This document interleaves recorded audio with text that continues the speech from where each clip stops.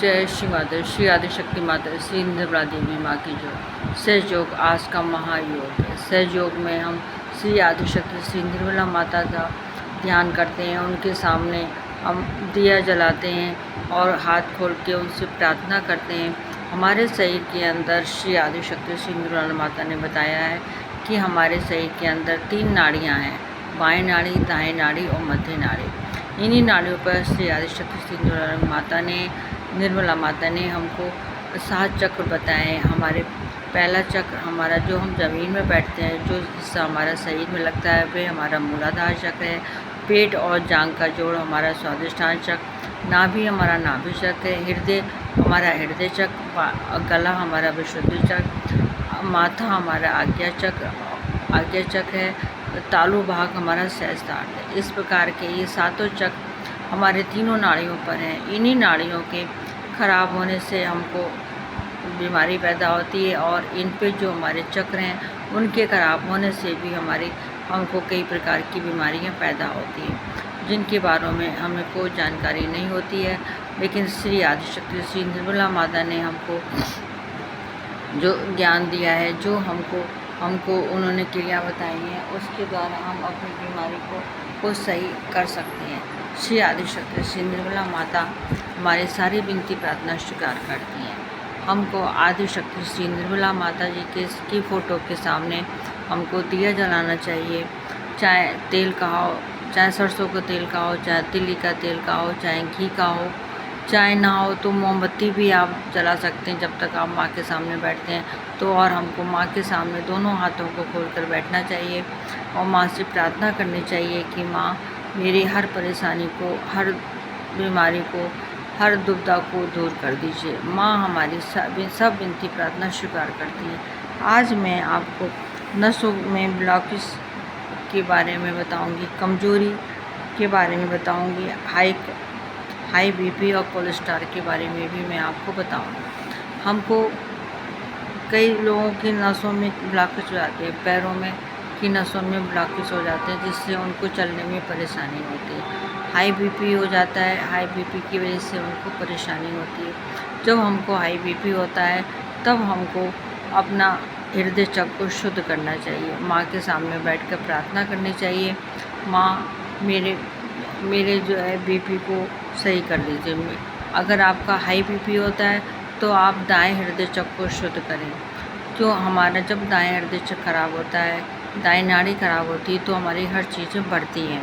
और माँ के सामने अपने हृदय चक्र को शुद्ध करने का तरीका ये है कि अगर आप दायां हृदय चक्र शुद्ध कर रहे हैं तो आप सीधा हाथ श्री माता जी के सामने करें और बायां हाथ अपने दाएं हृदय चक्र पर रखें और माँ की फ़ोटो की तरफ देखें, उनसे प्रार्थना करें, माँ मेरे दाएं हृदय चक्र को शुद्ध कर दीजिए, मेरी जो हाई बीपी हो रहा है इसको सही कर दीजिए, इसको नॉर्मल कर दीजिए। अगर आपका बीपी लो हो रहा है तो आप सीधा बायां हाथ माँ के सामने करें और सीधा हाथ अपने बाएं हृदय पर रखें, माँ की तरफ देखें, माँ की बिंदी की तरफ देखें या माँ के चरणों की तरफ देखें, उनसे प्रार्थना करें, माँ मेरा बीपी लो हो रहा है इसको सही कर दीजिए, इसको नॉर्मल कर दीजिए।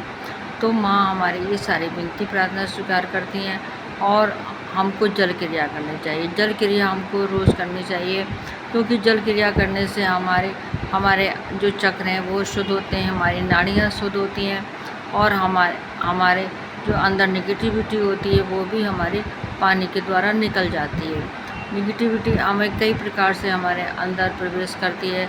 अगर कहीं हम जा रहे हैं, हमें पता नहीं होता है कौन सी जगह सही है, कौन सी गलत है, हम रास्ते में जा रहे हैं या किसी के घर जा रहे हैं या कोई हमारे घर आ रहा है तो उससे भी हमको निगेटिविटी कैच करती है, तो वो भी निगेटिविटी भी हमारे को कई प्रकार से परेशान करती है। जब हम जल क्रिया करते हैं, जल क्रिया करने से हमारी निगेटिविटी निकलती है और हमारी परेशानी भी जल्दी दूर होती है।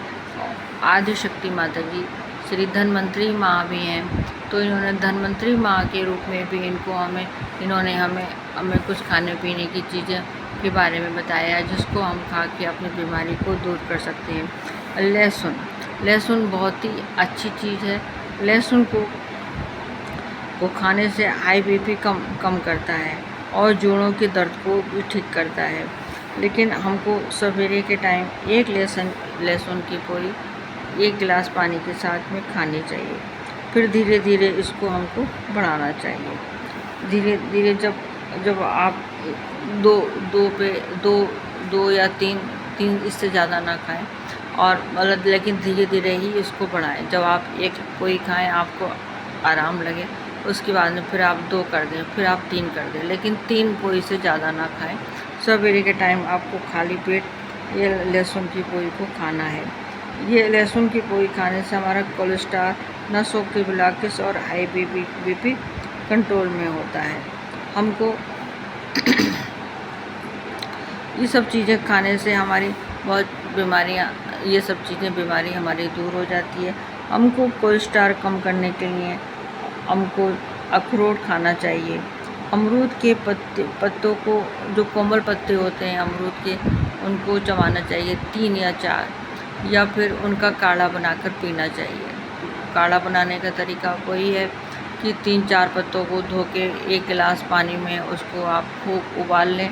उबालने के बाद में उसको आप चलनी में खूब मसल के पत्तों को उसको छान लें और उसको आप पिएं। उसको पीने से आपका कोलेस्ट्रॉल सही हो जाता है और हमारा बीपी भी सही हो जाता है। श्री माता जी। जो बहन भाई मेरा पहली बार कोलेस्ट्रॉल, जो बहन भाई मेरा पहला बार वीडियो देख रहे हैं वो सब्सक्राइब करें। जो मेरा वीडियो रोज़ देखते हैं वह उसको लाइक करें, उसको आगे बढ़ाएं और कमेंट्स भी करें। कमेंट्स करके मुझे बताएं कि क्या उन्हें समझ में आता है, क्या नहीं समझ में आ रहा है, कौन सी क्रिया वो नहीं कर पा रहे हैं। तो उसके लिए मुझे अपना फ़ोन नंबर दें और मुझे बताएं कि वो कहाँ से बोल रहे हैं। मैं उनसे बात करूँगी, उनकी हर समस्या का समाधान करने की कोशिश करूँगी। जय श्री माता जी, जय श्री माता।